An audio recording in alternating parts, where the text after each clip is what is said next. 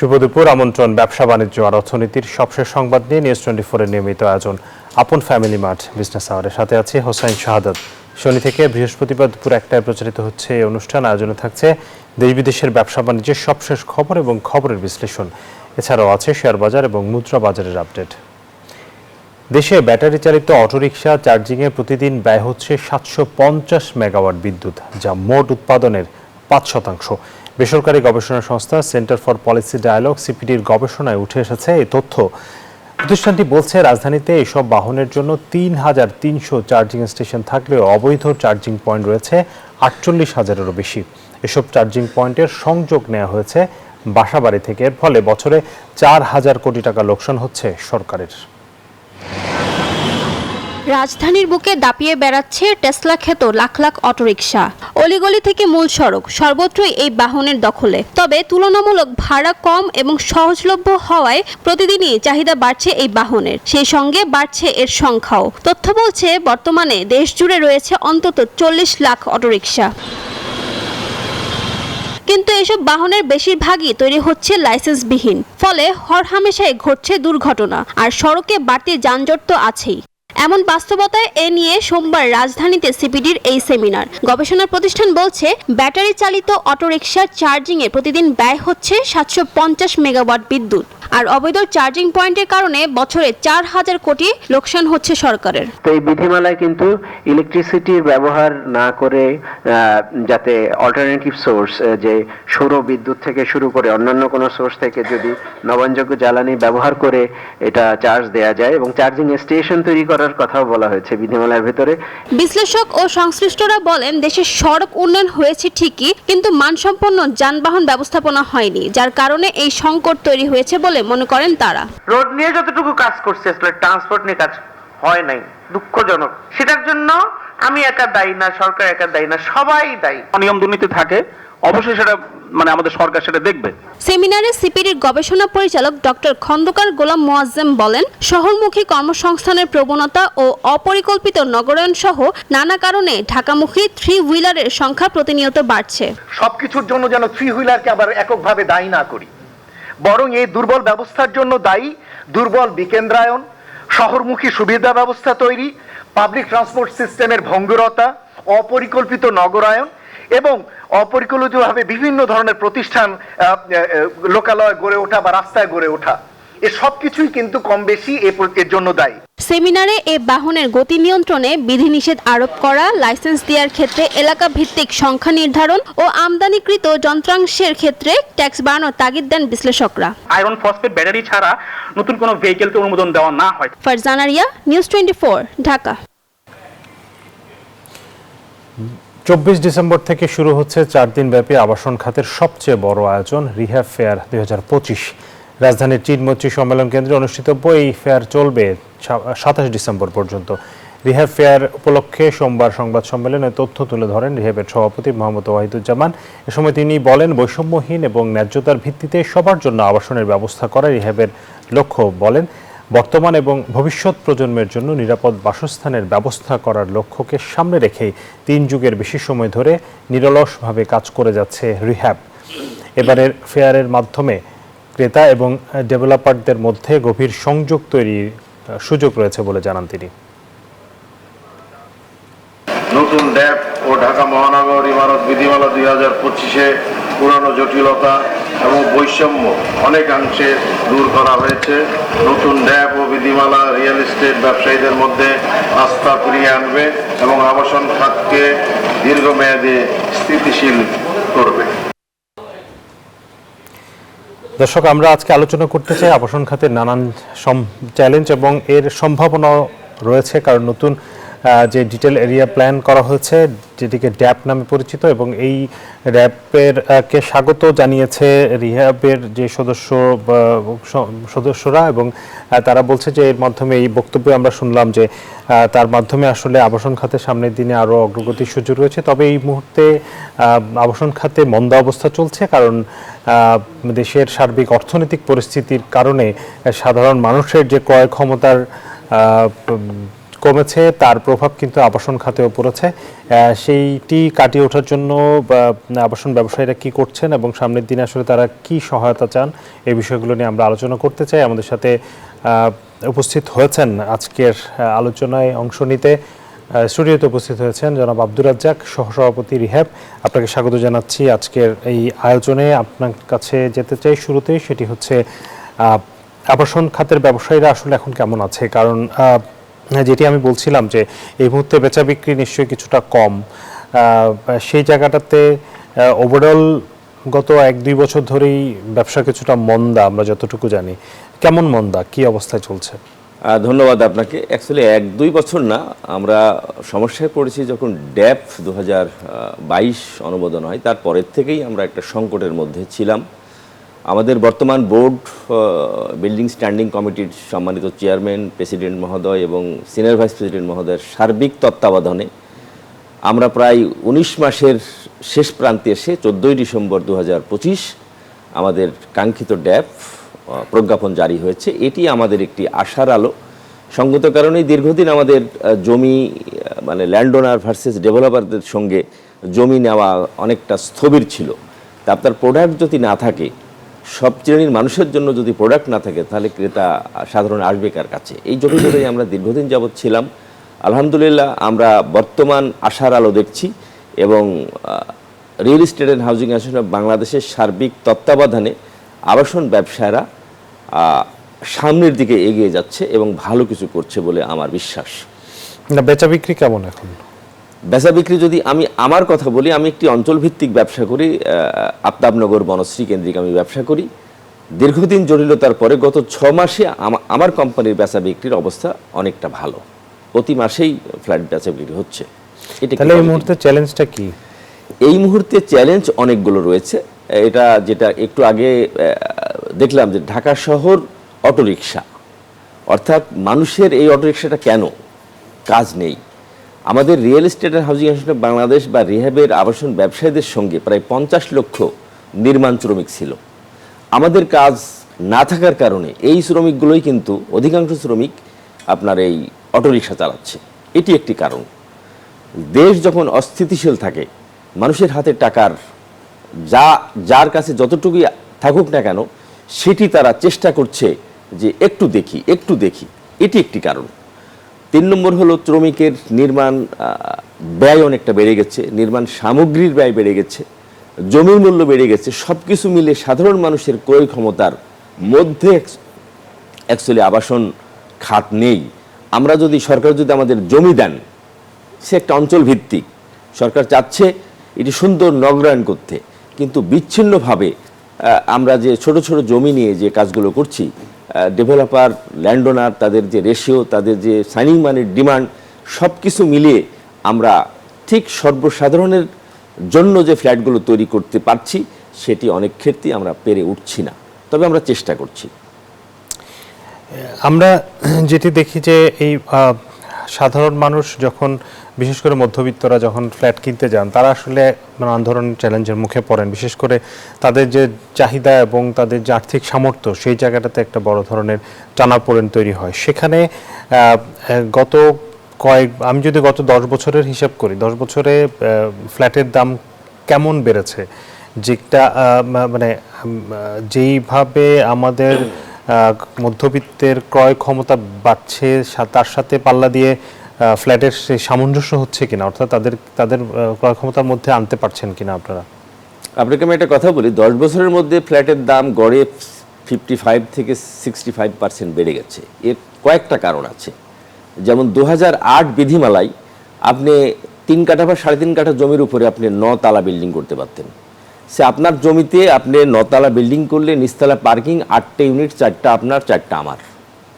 2022-এর ড্যাপে আমি 3.5 কাঠা জমির উপরে 5টা ইউনিট পেতাম, যে কারণে আপনার জমির মূল্য কিন্তু কমে নাই। জমির মূল্য ঠিকই আছে, বরং বেড়েছে।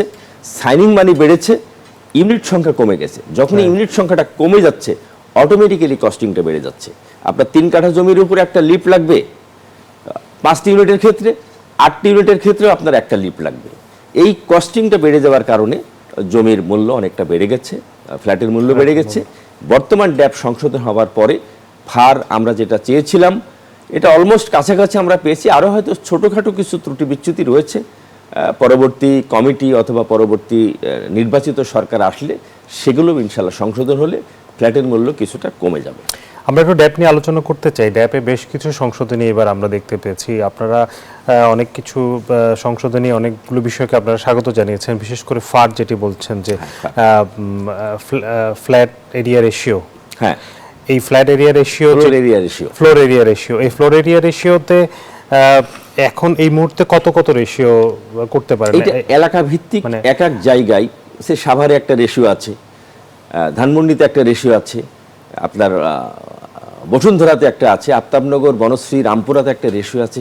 আগে যেটা ছিল এখন এলাকা ভিত্তিক বিভিন্ন ধরনের। এটা এখন ধরেন এই এলাকাতে কেমন, বসুন্ধরা বা এই এলাকাতে সম্ভবত 3.75 থেকে 4.25 পর্যন্ত।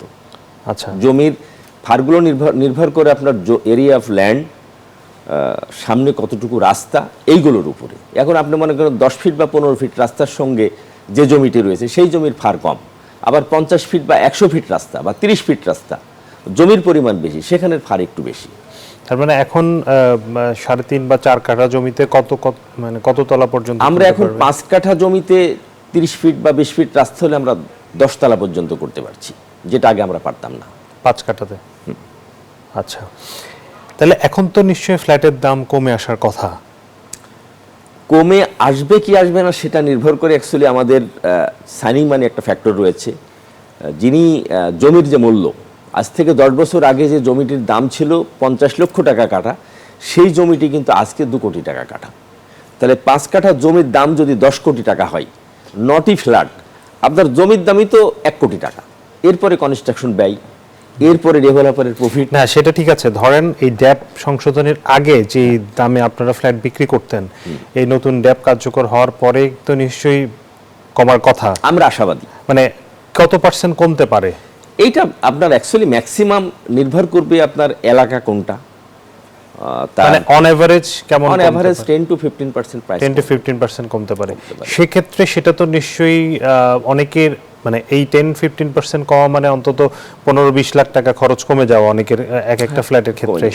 সেই জায়গাটাতে নিশ্চয়ই অনেকের ক্রয় ক্ষমতার ভেতরে চলে আসতে পারে। সেই জায়গায় আপনারা এই যে আগামীকাল থেকে যে ফেয়ার শুরু হচ্ছে, রিহ্যাবের যে আবাসন মেলা, সেই আবাসন মেলায় আপনারা কোন ধরনের প্লট বা ফ্ল্যাটগুলোকে বেশি গুরুত্ব দিচ্ছে, বা সাধারণ মানুষের জন্য, মধ্যবিত্তদেরকে আকর্ষণ করার জন্য আপনাদের কি পলিসি থাকছে? এটা ঢাকা শহরে অ্যাকচুয়ালি 4 ধরনের ফ্ল্যাটের চাহিদা রয়েছে। একটি অঞ্চল ভিত্তিক, তাদের এরিয়া হলো 3 থেকে 5,000 পর্যন্ত per square feet flat. But সাধারণ মানুষের জন্য 900 থেকে 1200 বা 1300 একটা শ্রেণী, 1400 থেকে 1800 বা 1900 একটা শ্রেণী, 2000 থেকে 2500-এর মধ্যে একটা শ্রেণী, এবং 2500-এর উপরের একটা শ্রেণী। আমরা সাধারণত ওই 1200 থেকে 2200 মধ্যের ফ্ল্যাটগুলো তৈরি করি, এবং আমাদের বর্তমান যে আন্ডার আপকামিং প্রজেক্ট রয়েছে সেখানে আমাদের প্রাইস আশা করি একটু সাধারণ ক্রেতাদের ক্রয় ক্ষমতার মধ্যে থাকবে। এবং আমাদের মেলায় আমাদের কোম্পানির কাছ থেকে একটা ফ্ল্যাট বুকিং দিলে ইনস্ট্যান্টলি আমরা 5 লক্ষ টাকা ছাড় দেব।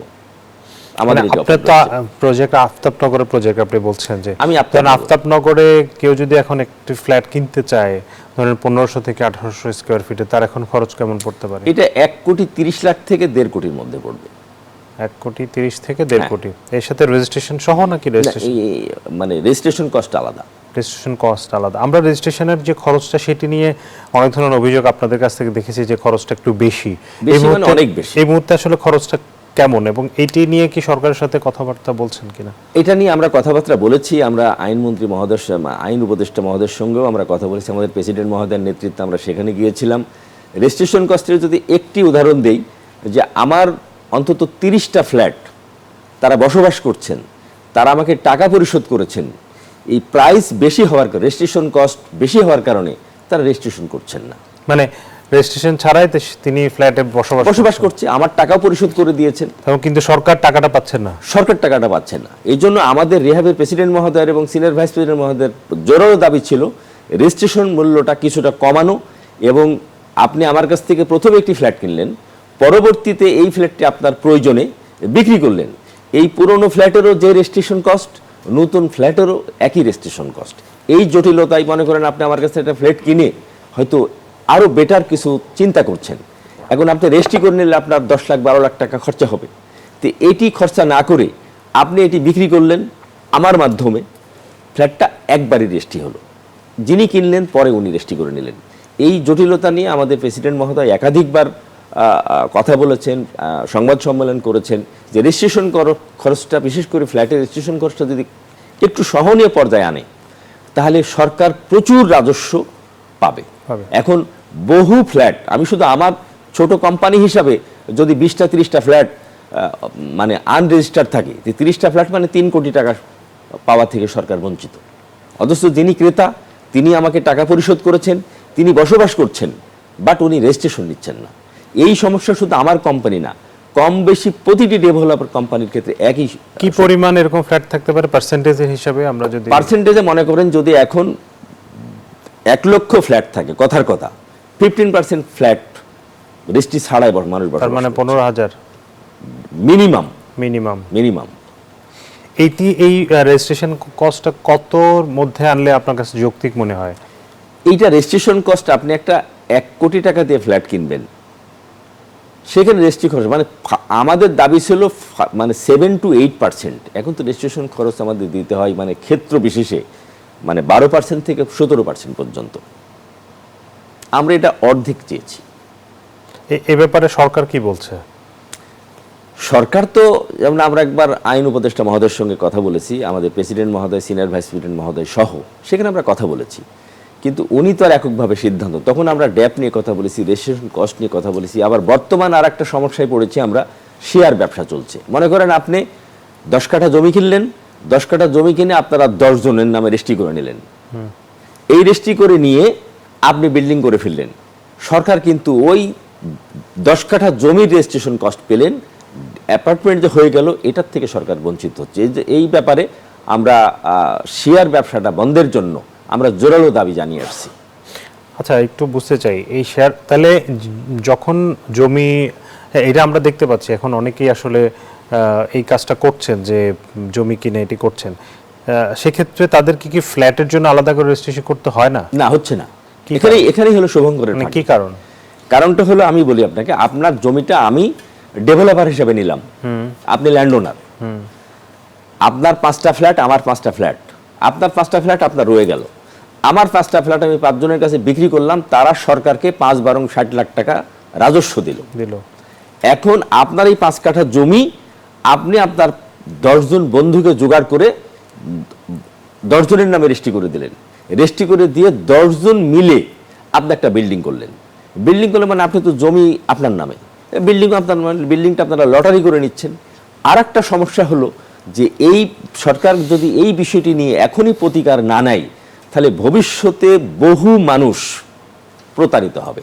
আমার একজন ক্লায়েন্ট ভেরি রিসেন্টলি আমার কাছে একটা ফ্ল্যাট নিয়ে উনি বসবাস করছেন, উনি 2013 সালে শেয়ারের জন্য 35 লাখ টাকা দিয়েছেন, আজ পর্যন্ত সেই টাকা উদ্ধার করতে পারেনি, আজ পর্যন্ত সেই বিল্ডিং কিন্তু হয়নি। এটি একজনের ক্ষেত্রে, আবার অনেকে বিল্ডিং করে বসবাস করছে, দুটোই আছে, কিন্তু সরকার রাজস্ব পাওয়া থেকে বঞ্চিত হচ্ছে।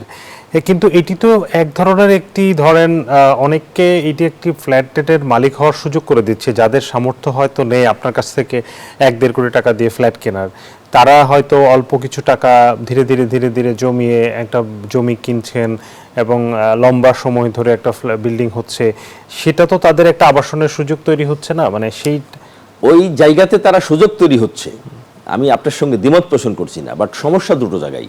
সরকার রাজস্ব থেকে বঞ্চিত হচ্ছে, আর সব মানুষের চরিত্র এক নয়। যারা সঠিক সময়ে আপনার 10 জন মানুষকে নিয়ে একটা বিল্ডিং করা বা 100 জন মানুষকে নিয়ে একটা বিল্ডিং করা, আর আপনি ডেভেলপার, আপনি একটা বিল্ডিং করে ক্লায়েন্টকে বুঝিয়ে দেওয়া, এই দুটোর মধ্যে কিন্তু একটা ব্যাপক তারতম্য রয়েছে। এবং ঢাকা শহরের বিভিন্ন অঞ্চলে আপনি খোঁজ করে দেখেন, অনেক শেয়ার ব্যবসা যারা শুরু করেছেন তারা ওই জমি টাকা দিয়েছে। একই অবস্থা তো আমরা ডেভেলপার কোম্পানির ক্ষেত্রেও দেখি, অনেক ডেভেলপার কোম্পানি মানুষের কাছ থেকে টাকা নিয়ে ফ্ল্যাট বুঝিয়ে দিচ্ছে না, বছরের পর বছর ঝুলিয়ে রাখছে, অনেকে টাকা নিয়ে উধাও হয়ে গেছে, এরকম তো অনেক উদাহরণ আছে। এই উদাহরণের জন্য আমি বলবো উইথ ডিউ রেসপেক্ট, এটার জন্য শুধু ডেভেলপারদেরকে দায়ী করা চলবে না, এটার জন্য দায়ী মূলত যারা ক্রেতা তারাও কিন্তু দায়ী। আমি আপনার মাধ্যমে দেশবাসীকে, যারা ফ্ল্যাট আবাসন ব্যবসার সঙ্গে যারা জড়িত রয়েছে তাদের এবং যারা সম্মানিত ক্রেতা তাদেরকে জানাতে চাই, আপনি একটি ফ্ল্যাট বা কমার্শিয়াল স্পেস কিনবার পূর্বে আপনি ওই ডেভেলপারের প্রিভিয়াস হিস্ট্রিটা দেখুন, যে উনি কয়টা বিল্ডিং করেছে, ইন টাইম বিল্ডিংগুলো হস্তান্তর করেছেন কিনা, অ্যাজ পার বিএনপিসি কোড মেনে বিল্ডিং করেছেন কিনা, এই বিষয়গুলো দেখতে হবে। এখন সমস্যাটা কোথায়? আমি একজন ডেভেলপার, আমি ল্যান্ড ওনারকে 1 কোটি টাকা দিয়ে সাইনিং মানি নিয়ে আমি এখন দেখছি যে আমার দ্বারা এই বিল্ডিংটা করে শেষ করা সম্ভব না। উনি যেমনে তেমনি বিক্রি করে কিছু টাকা রিকভারি করে উনি লাপাত্তা। এই দায়টা তো শুধু আপনার ডেভেলপারদের দিলে চলবে না। আপনি একজন ক্রেতা, সবসময় মনে রাখবেন ক্রেতা সাবধান। আপনি কার কাছ থেকে আপনি ফ্ল্যাটটি কিনছেন এটি আপনার বিবেচ্য পেয়ে, উনি রিহাবের মেম্বার কিনা। আপনি রিহাবের মেম্বার ছাড়া যদি আপনার রিহাবের এখন মেম্বার আছে আমরা 1000+, কিন্তু ডেভেলপার আছে ঢাকা শহরে 5000+। তো যারা একটা দুটো প্রজেক্ট করছে একটা নাম দিয়ে, কোনো রকম রেজিস্ট্রেশন নাই, রিহাবের মেম্বার নাই, রাজুকের অ্যানলিস্টেড না, তার কাছ থেকে আপনি ফ্ল্যাট কিনছেন, আপনি খোঁজও নিচ্ছেন না। সে মানে প্রফেশনাল ইঞ্জিনিয়ার দিকে দিয়ে মানে স্ট্রাকচারটা করা, ডিজাইনটা করা হয়েছে কিনা, structural design is most important. Very recently একটা আর্থকোয়াক হলো, একটা ঝাঁকুনি ঢাকা শহরে দিয়েছে। এটা যদি একজন ভালো প্রফেশনাল ইঞ্জিনিয়ারকে দিয়ে আপনি স্ট্রাকচার করেন, আপনার একটা কস্টিং বেড়ে যাবে। আপনি একজন ভালো আর্কিটেক্টে দিয়ে ডিজাইনটা করছেন কিনা, ডেভেলপারও তো ওই চেষ্টাটা করছে। নান্দনিক এখানে আরো একটি বিষয় আছে, দেখা যাচ্ছে আপনার ভালো যারা কোম্পানি আছে, ডেভেলপার কোম্পানি, রিহেভের মেম্বার বা যাদের কোয়ালিটিফুল কাজ করে, তারা হয়তো আবার অনেক জায়গাতে অনেক প্রজেক্ট নিতেও চান না, অনেক সব জায়গায় যেতেও চান না। ধরেন কারো একটি এমন জায়গা আছে যেখানে হয়তো খুব বেশি মানে অবস্থানগত জায়গা থেকে খুব ভালো জায়গা না, কিন্তু তিনি বিল্ডিং করতে চান, তার কাছে পয়সা নাই, তখন দেখা যায় কি ধরনের বেনামি কোম্পানিকে তিনি দিচ্ছেন। আমরা আলোচনায় আসবো, আপনি ভূমিকম্পের কথাটা তুলেছেন, সেটি নিয়ে আমরা আলোচনা করবো। আমাদের একটি বিরতির সময় হয়েছে। দর্শক, আপন ফ্যামিলি মার্ট বিজনেস আওয়ারে আলোচনা চলছে, বিরতি নিচ্ছে এই পর্যায়ে। পিঠের সাথে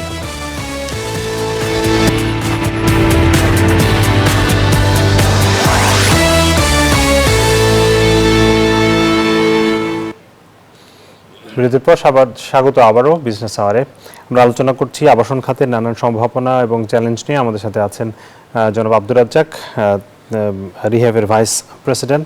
আপনাকে আবারও স্বাগত জানাচ্ছি। আমরা যেটি বলছিলাম বিরতির আগে, যে ভূমিকম্পের নিয়ে আসলে গত মাসে আমরা একটি বড় ধরনের খুব আতঙ্কিত সময় পার করেছি। সেটা আসলে যৌক্তিকভাবেই যে ধরনের নাড়া দিয়েছিল 5.7 মাত্রার যে ভূমিকম্প, এবং এরপরে আরও কিছু আফটার শক আমরা দেখেছি। এই যে ভূমিকম্পের যেই মাত্রা আমরা দেখেছি 5.7, বিশ্বে কিন্তু এর চেয়ে আরও বড় বড় মাত্রার ভূমিকম্প হয়, এবং বলা হচ্ছে যে বাংলাদেশ যেই অবস্থানে আছে, বাংলাদেশে আসলে 7 মাত্রারও বেশি ভূমিকম্প হওয়ার সেই সুযোগ বা সেই ধরনের শঙ্কার জায়গা রয়েছে। এবং রাজুকের পক্ষ থেকে বলা হয়েছে যদি 7 মাত্রার ভূমিকম্প হয় তাহলে বাংলাদেশের কয়েক লাখ বিল্ডিং ধসে পড়তে পারে, ক্ষতিগ্রস্ত হতে পারে এবং প্রচুর মানুষ মারা যেতে পারে। সেই জায়গাটাতে আপনারা আসলে বড় ধরনের দায়িত্বের জায়গায় রয়েছেন যারা আবাসন খাতের ব্যবসায়ী। আপনি কি আমাকে বলতে পারেন যে এই যে রাজুকের যে সংখ্যাটা কথা বলা হচ্ছে, সেটি নিয়ে মানুষের মধ্যে ব্যাপক আতঙ্ক রয়েছে, আপনার জায়গা থেকে কোনো আশার বাণী শোনাতে পারেন কিনা, বা আপনাদের জায়গা থেকে কতটা নিশ্চিত করা হচ্ছে কত মাত্রা পর্যন্ত ভূমিকম্প সহনীয় বিল্ডিং আপনারা তৈরি করছেন? ধন্যবাদ আপনাকে। আমি অ্যাকচুয়ালি এই বিষয়ে বিশেষজ্ঞ মানুষ নই, তবে আমার অভিজ্ঞতার আলোকে যে কথাটি আপনাকে বলতে চাই, আপনি একটা কোট পরে আছেন, এই কোট পরে আছেন, কোটটা ছিঁড়ে যেতে পারে, আপনি ফেলে দিলেন, আবার একটা কোট পরলেন। বাট আপনার একটা মোটর বাইক যদি আপনার মেরুদণ্ড বরাবর একটা ধাক্কা দেয় জোরে, আপনার মেরুদণ্ড যদি ভেঙে যায়, আপনার বিল্ডিং মানে আপনি স্টিপিং হকিং হয়ে গেলেন, আপনি কিন্তু আর সোজা হয়ে দাঁড়াতে পারবেন না। আমরা যারা ঢাকা শহরে রিয়েল এস্টেট ব্যবসার সাথে জড়িত, আমি শুরুতেই একটি কথা বলেছিলাম যে আপনি একজন প্রফেশনাল পেশাদার প্রকৌশলীকে দিয়ে আপনি স্ট্রাকচারাল ডিজাইনটা করছেন কিনা, ইট ইজ মোস্ট ইম্পর্টেন্ট। আপনি একজন প্রফেশনাল আর্কিটেক্ট দিয়ে ডিজাইনটা করছেন কিনা। আনফর্চুনেটলি আমাদের দেশের ঢাকা শহরে সত্যিকারের ভবন যদি বানিয়ে থাকি, তাহলে কিন্তু আমরা ডেভেলপাররাই বানাচ্ছি, কারণ আমরা প্রফেশনাল ইঞ্জিনিয়ার দিয়ে ডিজাইন করাচ্ছি, প্রফেশনাল আর্কিটেক্ট দিয়ে আমরা নকশা করাচ্ছি, প্রণয়ন করছি। বা ঢাকা শহরে রাজুক যে সংখ্যাটা করেছেন এটার সাথে আমি একেবারে দ্বিমত পোষণ করছি না। ঢাকা শহরের একটি শ্রেণীর মানুষ যারা ভবন বানিয়েছেন, একজন মিস্ত্রি যিনি ঠিকাদার, তিনি ডিজাইনার, তিনি স্ট্রাকচারাল ইঞ্জিনিয়ার, তিনি মিস্ত্রি, এই ধরনের ভবন যেগুলো আছে ঢাকা শহরে সেগুলোর ব্যাপারে রাজুকের এই সংখ্যাটি যথার্থ বলে আমি মনে করি। তবে ডেভেলপাররা যারা, আমরা যারা পুরো ডেভেলপার দীর্ঘদিন যাবৎ যারা এই পেশার সঙ্গে জড়িত রয়েছি, আমি ব্যক্তিগতভাবে রিহ্যাবে আজকে 1 বছর 9 মাস যাবৎ আছি এবং বিভিন্ন ডেভেলপারের সঙ্গে কথা হয়েছে। আমি নিজে আমার ইথিক্স নিয়ে বলি যে শুরু থেকে আজ পর্যন্ত আমি নিয়মের বাইরে একটি ভবনও করিনি। আমার 47টা বিল্ডিং হস্তান্তর হয়েছে। ভবনের পরের দিন আমার ইঞ্জিনিয়ারিং টিম প্রত্যেকটি বিল্ডিংয়ে আমরা পরিদর্শন করেছি।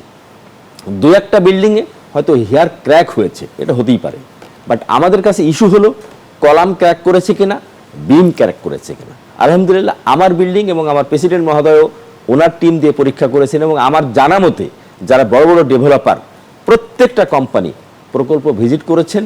আলহামদুলিল্লাহ আমরা 7.5 রিক্টার স্কেল ধরে আপনার অ্যাজ পার বিএনবিসি কোড মেনে বিল্ডিং করি।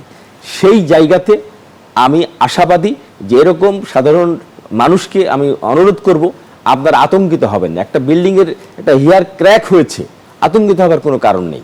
আপনার ছাদে একটা ক্র্যাক হয়েছে, আতঙ্কিত হবার কোনো কারণ নেই, কোনোই কারণ নেই। আপনি দেখবেন কলাম ক্র্যাক করেছে কিনা, আপনি দেখবেন বিম ক্র্যাক করেছে কিনা। এইটি যদি হয় সেটি আতঙ্কের ব্যাপার, তখন আপনার ভবনটিকে রেড সিলগালা মেরে এটিকে ডিসমেন্টেলিং করতে হবে। আর আমরা যা অনুরোধ করব আপনার মাধ্যমে দেশবাসীকে, যে যারাই আমরা ভবন করব, এই দেশের বাস্তবতা, যারা আর্থকোয়াক নিয়ে যারা বিশেষজ্ঞ তাদের যে ভবিষ্যৎবাণী, সেই দিকটা মাথায় রেখে আমরা যেন বিএনবিসি কোড মেনে বিল্ডিং করি।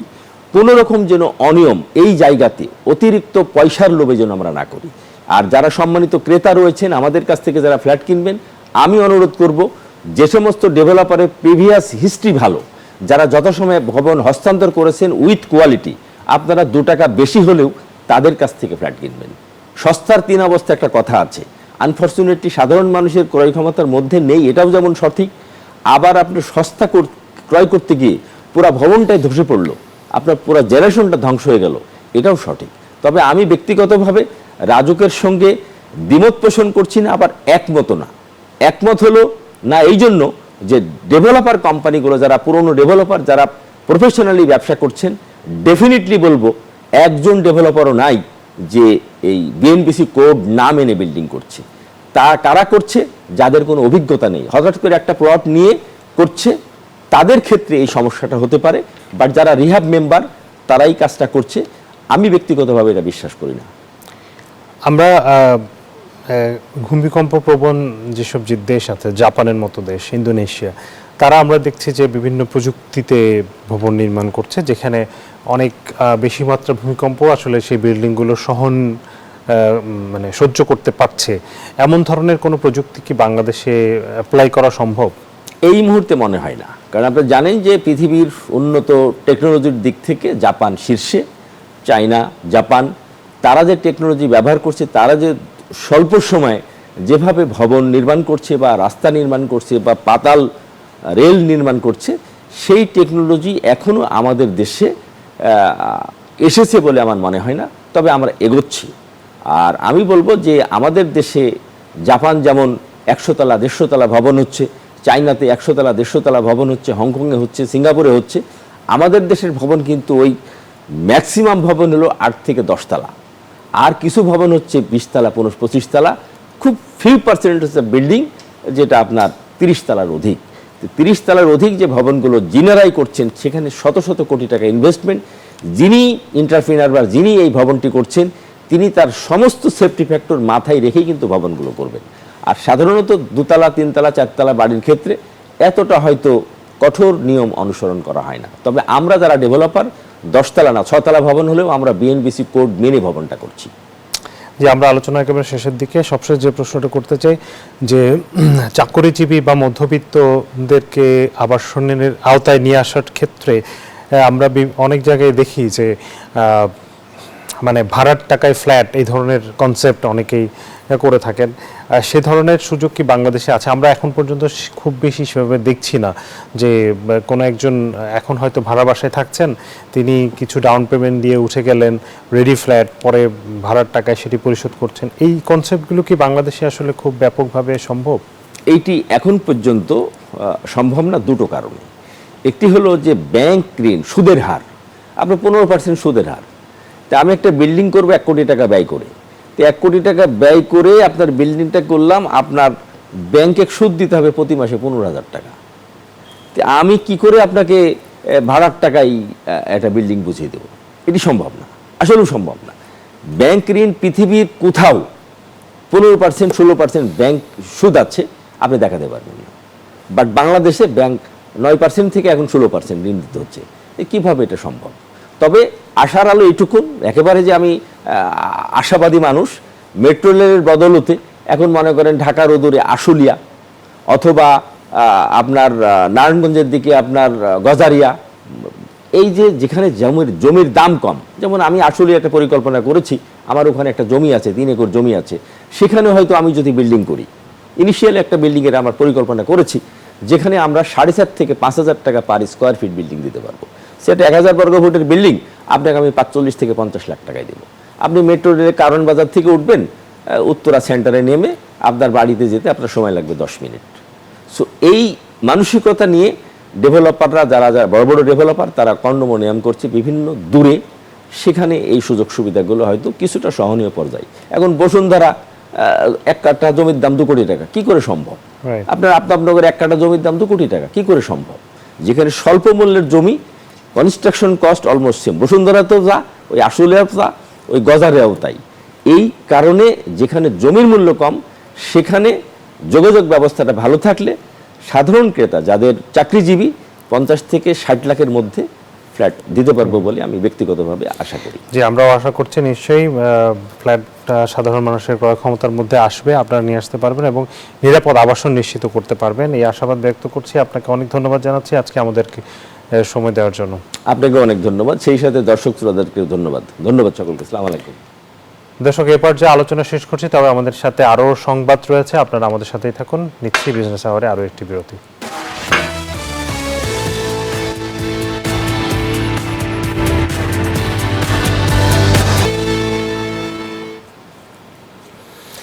বিরতির পর স্বাগত আরও একবার বিজনেস আওয়ারে।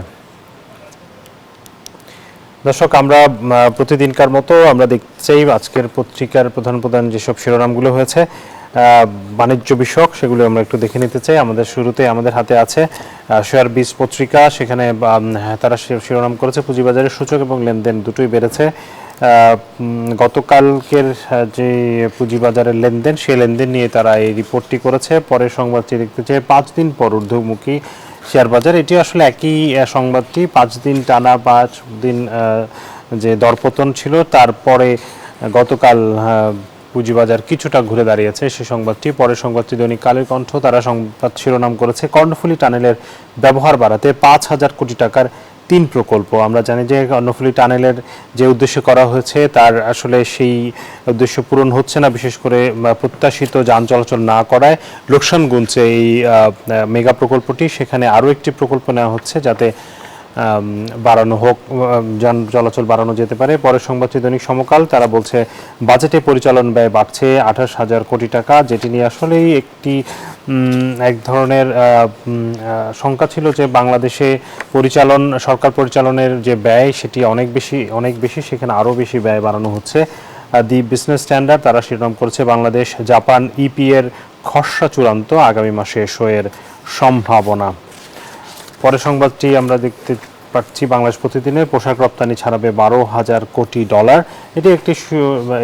এটি আসলে কিসের ভিত্তিতে করেছে আমরা যদি একটু দেখতে চাই। জলবায়ু অভিঘাত মোকাবেলায় বিনিয়োগ নিশ্চিত করা গেলে আগামী দশকে বাংলাদেশের তৈরি পোশাক খাতের রপ্তানি আয় 12,000 কোটি ডলার ছাড়িয়ে যেতে পারে। তবে অভিঘাত মোকাবেলার উদ্যোগ গ্রহণে ব্যর্থ হলে একই সময়ে বিপুল আর্থিক ক্ষতির পাশাপাশি কর্মসংস্থানের বড় ধাক্কা আসার শঙ্কা রয়েছে। কর্নেল বিশ্ববিদ্যালয় গ্লোবাল লেবার ইনস্টিটিউটের এক নতুন গবেষণায় এই তথ্য উঠে এসেছে। দর্শক, এবারে জানাবো শেয়ার বাজারের খবর।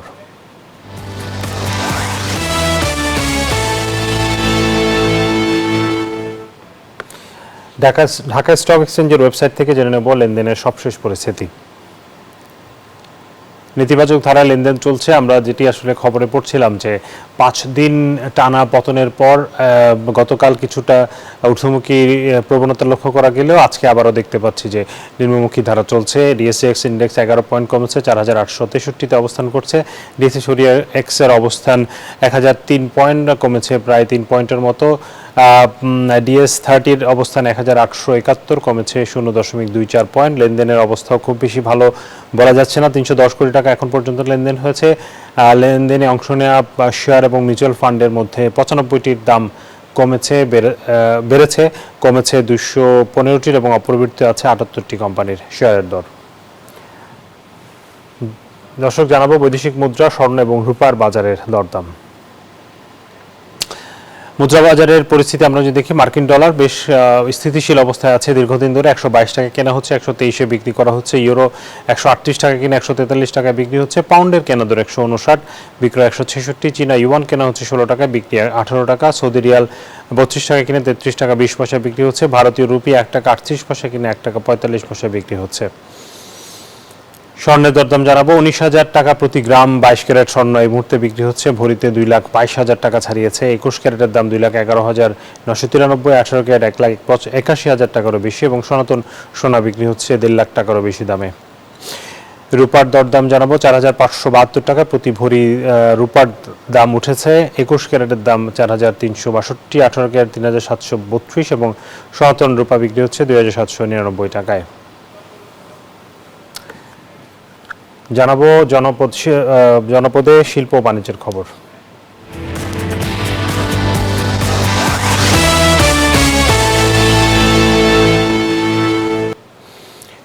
মৌলভীবাজারে 1980 সালে প্রকল্পের নির্মিত ক্যানেল ও সুইচ গেট 1980 সালে বড় চাষিদের ভাগ্য উন্নয়নে সরকার মনু নদী থেকে পানি প্রত্যন্ত অঞ্চলে পৌঁছে দিতে নির্মিত হয় জেলার অঞ্চলে 105 কিলোমিটার ক্যানেল ও সুইচ গেট। 45 বছরে প্রতি বড় মৌসুমে প্রায় কোটি টাকার বরাদ্দ আসলেও নামকাওয়াস্তে কিছু কাজ করেই তারা কাজ শেষ করেন এমন অভিযোগ কৃষকদের। শেখ সিরাজুল ইসলামের তথ্য ছবিতে ডেস্ক রিপোর্ট। মৌলভীবাজারে হাওর বাওর পুকুর ও খাল বিল শুকিয়ে যাচ্ছে পানি সংকটের কারণে। ফলে দ্বিগুণ টাকা খরচ করেও বোরো ধান চাষাবাদে কৃষকরা পড়ছেন বিপাকে। আর মনু নদের সেচ প্রকল্পটি 45 বছর আগে চালু হলেও পানি সংকটের কোনো সমাধান হয়নি। ফলে দিন দিন সমস্যার মুখে পড়ছেন এই অঞ্চলের কৃষকরা। কৃষক হলো লাগিয়া সরকারে এই খুব প্রচুর টাকা খরচ করে বুঝছেন, এরপরে কি আমরা কোনো পানি উনি পাই না। অন্তিম ভালো পানি যদি না দেতে আবার একবারে শেষ আর লইতো না, কোনো কিছু নাই, আমরা কৃষক সব মরাত। পানির কারণে হেতুই তো না, পানি যদি পাইতে তো হেতুই। খালগুলো ও সেচ পাম্প চালু না হওয়ায় পানির জন্য জমি চাষ করা যাচ্ছে না। যদি পানি সমস্যার সমাধান না করা যায় তাহলে কৃষকেরা ক্ষতির মুখে পড়বে। এখন তো আলি ফেলাইতো, বীজ ফেলাইতো, যারা ফাইবের যারা ফুসকুন্ডি আছে এরা তো কেউ পানি দেয় না, অন্ত বীজ ফালানি অসম্ভব, সেহেতু বীজ ফালাইতে পারেন না। বসে বসে যে বাজারটা কৃষকের লাগিয়া, যদি বাজারটা যদি ঠিক মতো খাজো লাগতো আজকে আমরা কৃষক হলে তো কষ্ট করতাম না পানি লাগিয়া এগুলো লাগে। মনু পুনর্বাসন প্রকল্পের খাল ও বাঁধের জন্য মন্ত্রণালয়ে পাঠানো হয়েছে প্রস্তাবনা। বাস্তবায়ন হলে চাষিরা সুফল ভোগ করবেন। সবকিছু মিলিয়ে যদি আমরা প্রকল্পটিকে পুনর্বাসন করতে পারি তাহলে আমরা অবশ্যই 12,000 হেক্টর জমিতে পানি দিতে পারবো। সেই সাথে এখানকার যে আর্থসামাজিক অবস্থার পরিবর্তন, আপনার পানির লেয়ার নিচে নেমে যাচ্ছে সেটিকে পুনরুদ্ধার করা, সর্বোপরি জীব বৈচিত্র্যের একটি ব্যাপক উন্নতি হবে বলে আমরা আশা করি। পানি সংকট সমাধানে সরকার কার্যকরী ব্যবস্থা নেবে এমনটাই আশা কৃষকদের। Text report, news 24। আপন ফ্যামিলি মার্ট বিজনেস আওয়ারে আজকের এইটুকুই। সবাইকে ধন্যবাদ জানাচ্ছি।